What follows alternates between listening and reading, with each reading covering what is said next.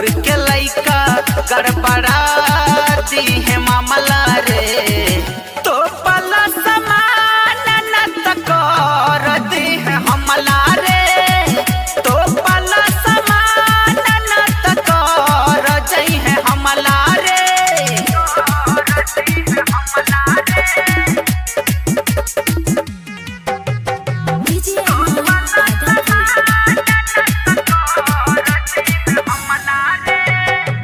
गजब के माल हो तू बोले का डांट देलू।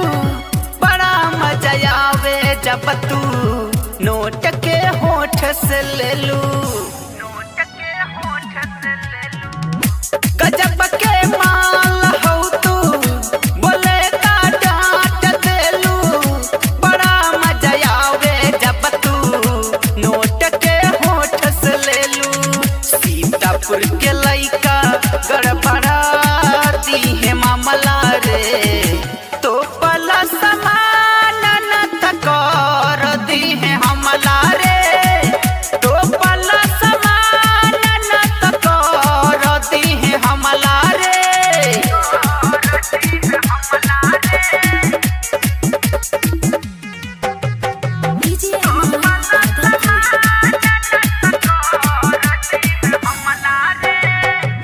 ढोढ़ी पर हिल जमाना हो कहे विकास दीवाना।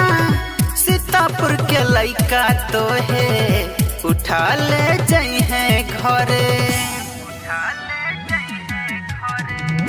ढोढ़ी